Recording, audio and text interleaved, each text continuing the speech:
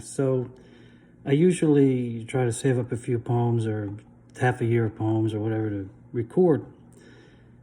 But I wrote this poem, Flatlands Triptych, and it's because I've had this thing going in my head over and over lately, write what you know. Because sometimes I try to force myself to, write about different places or whatever. And I've been reading a lot of Native American poetry where First Peoples poetry, where they're writing about, areas that I'm not familiar with in this country. So I've really struggled with, getting back to, writing what I know.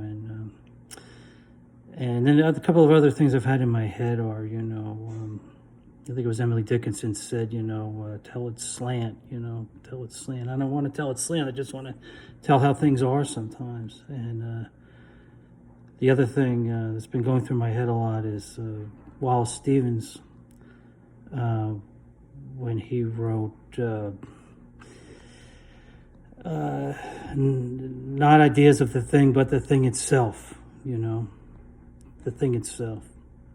So this is Flatlands Triptych. It's life in the flatlands, the places that are purposely created to be flat, like supermarkets and so forth.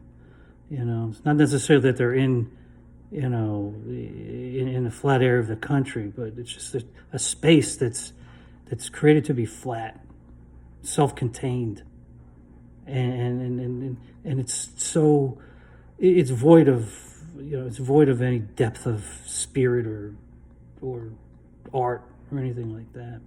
So Flatlands Triptych. 1. Target. Edge of the asphalt plain. Lapel du vide. The compulsion to kick a red cement bollard. Grande blonde latte with coconut milk, whistling when I blow scalding steam from the vaulted lid.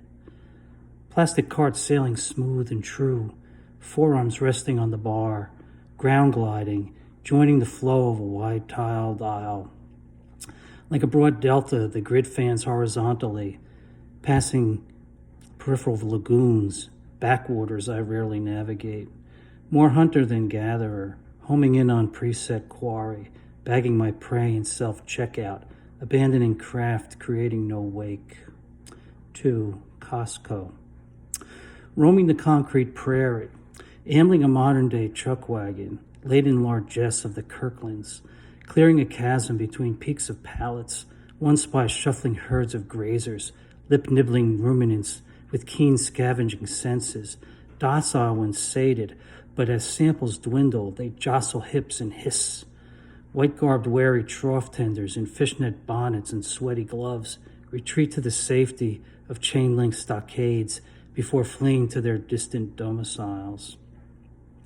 3. Walmart. Success notwithstanding, watch out for falling prices, misappropriated a perception of depth from vertical landscapes. Now prices roll back like the tide receding after storms, and the erosion of trust.